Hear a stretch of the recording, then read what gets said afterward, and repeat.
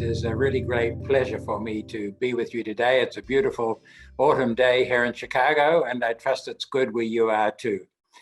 I bring you greetings to my fellow Christians in Brazil and fellow academics. And it's a real privilege to be discussing such an important question with you. This question of where does my faith, or what does my faith have to do with my research? I believe, in fact, that this question is absolutely critical for any academic at any stage in their academic career, as graduate students or postdoctorates or junior faculty or people as senior as I am, right to the very end of our careers. And I think it's actually a critical question for every discipline. Because whether we're working in architecture or agricultural science or the fine arts or the professions like medicine and law, or we're a natural scientist or a social scientist or engaged in public policy studies, for every one of us, this is a question I believe we should be asking ourselves about any topic that we are working on. And so my premise is that faith must always have to do with my research, that my faith should be affecting my scholarship and my scholarly life, and my scholarly life and my scholarship should be affecting my faith. Now, I say this in part from a position of failure. If we could go to the next slide, this would be great. That is a failure for me to integrate faith and scholarship in my early career. I had a rather strong calling to be a Christian academic when I was a graduate student. And then I went on to pursue my academic training at the University of Toronto and then the University of Chicago. And all the way through my academic training, I focused in one part of my life on my academic work, and then another part of my life on my Christian activities, my devotions, my church life. And those parts of my life operated on two tracks. And those two tracks really didn't connect for a very long time. And so this is a negative example of how not to integrate faith and scholarship. And so my hope is that all of us together can think Christianly, as Christians, about every aspect of the academic life. And for me, this I see as part of my journey right until the end of my faith life and my scholarly life. Now, I'm a sociologist or a social scientist, and my lines of research are on globalization and law. One line of research is on globalization of law and markets. And here I'm asking questions like, who makes rules for the world that influence global markets? How do they make those rules? And who benefits from the rules they make?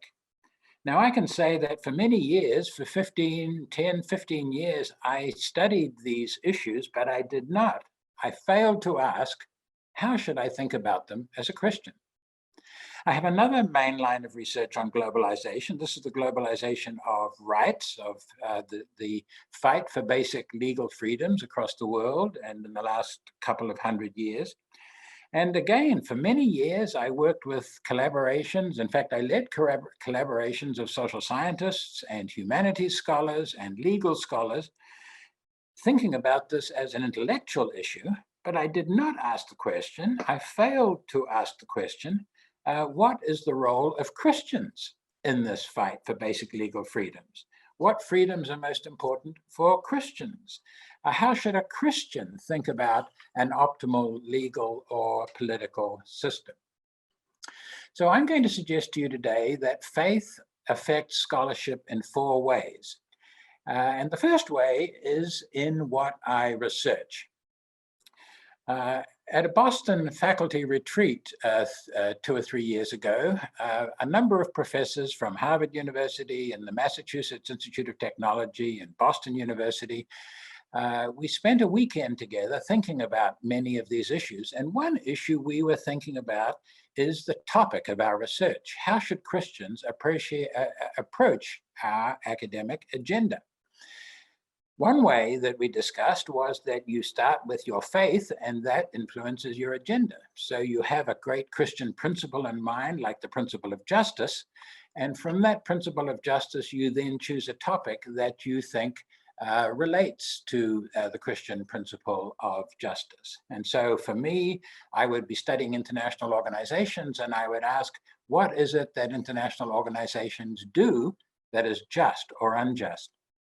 But there's another way of proceeding, and that is by starting from the topic and working away in a purely scholarly way of thinking, and then afterwards coming back and saying, how can I now think about this as a Christian? And I'm going to come back to that in a moment, because in fact, that has been an approach I have taken for much of my academic life. But one really interesting idea that came up at this workshop, at this retreat, was from a professor at the Massachusetts Institute of Technology. And he said that if I am seeking to be a godly Christian academic, if I'm seeking to follow Jesus in the path of discipleship, and I have a passion for a particular topic, I think the previous slide, we're still on the previous slide there, Marcus, then that passion is something that is God-given. And therefore, I should trust in the grace of God to somehow or other work through that passion, so that in some way God will show that the passion that he has given me for the topic that I love to work on will somehow or other have a contribution to make to his kingdom. Now we can go to the next slide on how I do research. We could talk about this for a day or a week, but here are three possible ways for us to think about it, I believe. One way is that in many of our fields, sometimes the theory has assumptions, for example, about human nature, that make a difference to the way in which we study. So in the social sciences, often we talk about rational actors, but we also have an assumption that actors are moral persons, or we could have assumptions that actors are spiritual persons, as we learn from Genesis 1. Or we could have an assumption that actors are feeling persons, as we see all through the Psalms. And there are similar kinds of assumptions about beauty, or about meaning, or about order in other disciplines. Another way that we can think about our faith, our disciplines from a faith perspective, is through methods. I'm part of a faculty initiative of professors and research universities across the world. And recently, a Canadian scholar said something very interesting about her research. She said that she works with forced migrants, refugees that are forced to flee their country and go to another country. And she said she has come to the conclusion, as a Christian researcher, she's sort of an anthropologist, communication scholar, she said that using a method that emphasizes listening and hearing at great length is critical for her as a scholar and a Christian, and not just simply treating these people as a statistic. And so she came at this from a faith perspective, which really rather surprised me. And then I realized, as I looked back on my research on the United Nations international trade law negotiations over the last 15 years, that in fact, if I had come at it from a Christian perspective, I would have slightly changed my methodology. And that rather surprised me, because I didn't think about it at the time. And then I can also do research as a Christian, in the various kinds of practices that I have in the university. How do I practice the academic life? How do I exercise Christian virtues in my scholarship and in my academy of caring, or encouraging, or being humble, or being generous? At the Boston faculty retreat, a professor of education from Harvard University was telling us how he tries to work with his research teams, graduate students and other faculty, as if they are a church group, trying to treat them in a very special way as they work together. But we can think about the ways in which we work with our research assistants or our graduate students. the ways in which we mentor younger scholars, especially scholars who may have disadvantages of one kind or another, the ways we think about who we co-author our articles or our books with, or the ways in which we sponsor our students or younger faculty. These are actually also rather crucial ways that we can demonstrate and exercise our Christian faith in everyday scholarly practice. There's a third question that we can bring to bear on our research, and that is, what meaning do we give to our research? What sense do we make of it? So in my book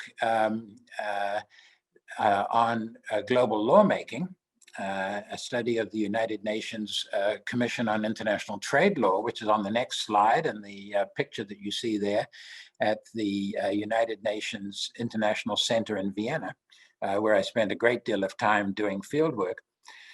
I wrote a book in the first place as an interdisciplinary scholar on law, thinking about lawmaking, trying to answer the questions I mentioned before.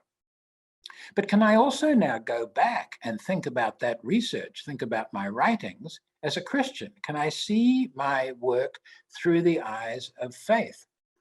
So if you read the book, I don't encourage you to do that, but if you were to read the book, you would see I deal with sociological themes.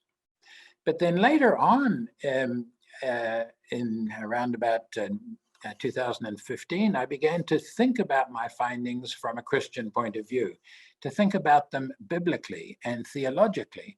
And I thought to myself, one key theme in the Bible and in Christian theology is how God cares for the weak and the vulnerable and the marginal, for what we might call weak persons or weak actors.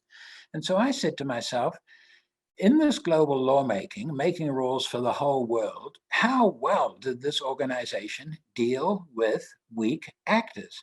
And so I used two kinds of theological themes that have emerged in theology in recent years, but of course are intrinsic to our faith from the beginning. One of those themes was participation. To what extent do weak countries, poor countries, countries on the edge of the global geopolitical or financial systems, to what extent were they able to participate, to speak, to be heard, to make a contribution to the rules that govern global trade? And then I dealt with another theme that is critical to our faith from Genesis 1, and that's the theme of creativity. Or as Nicholas Walterstorff has recently said, all of us have excellences that have been endowed on us by our Creator. To what extent are the creative elements that states have, the creativities can be brought to bear on global lawmaking from a state that might be peripheral in the global system of power? To what extent can that creativity be brought into these global settings? Next, we can ask the question how I apply my research. Now, taking research into the real world varies a great deal from discipline to discipline.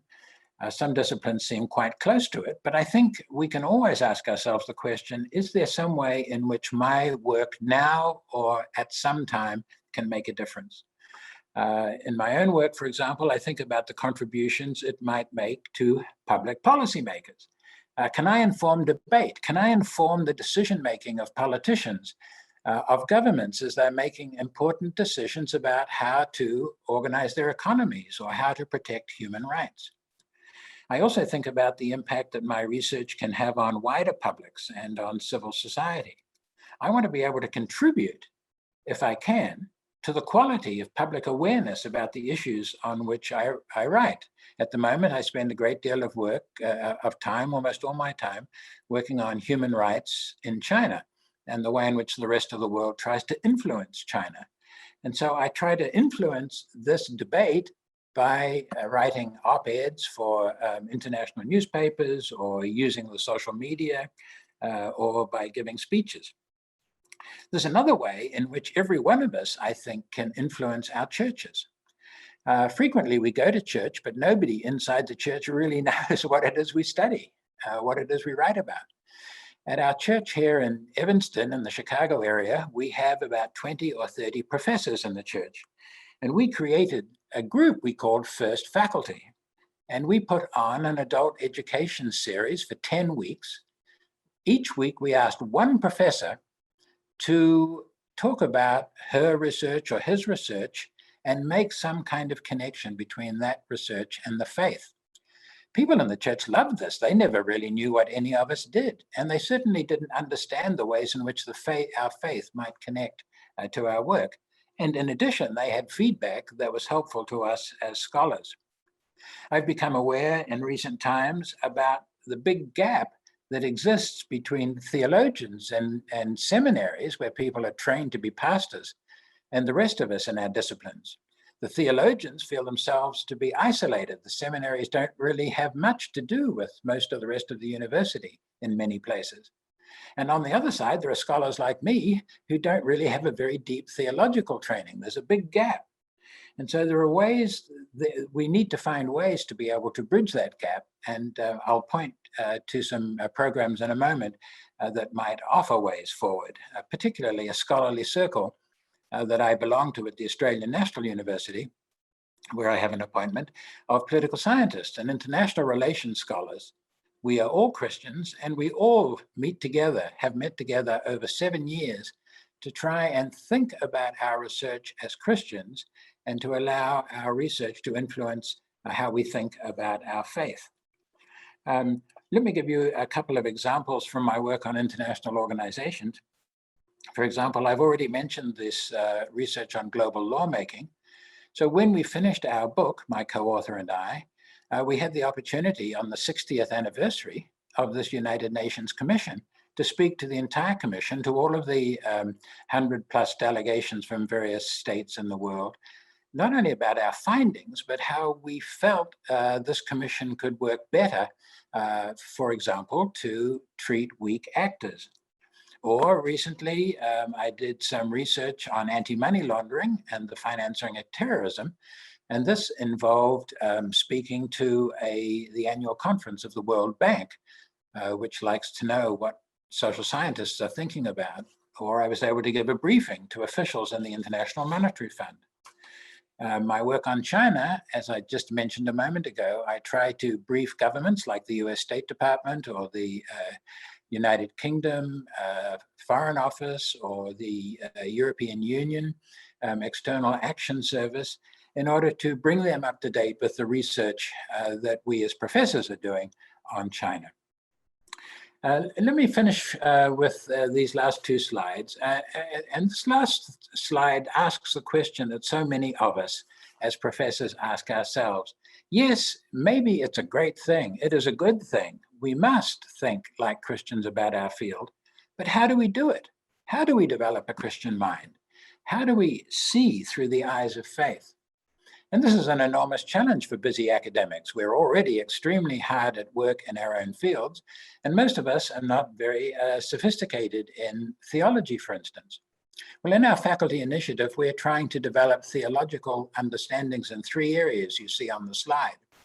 One is what we call great theologies of creation or the fall, of reconciliation. Another is what we call the great themes or motifs of the Bible and of theology: justice, of flourishing, of beauty, of wonder. Or coming at our fields and our practice of the academic life in terms of humility, or charity, or patience. The more we can bring each of these kinds of perspectives to bear on our work, the more closely our faith and our scholarly lives will be reconciled so that we lead integrated Christian lives.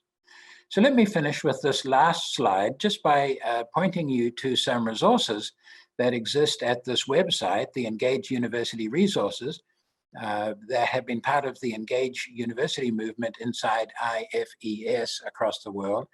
And there you'll find many resources, particularly in the practices part of the website, where we bring together 7, 8, 9 different ways in which universities in different parts of the world have tried to answer the question practically, how do I bring my faith to bear on my research? So thank you for this opportunity to share, and I very much look forward to the discussion and to your contributions.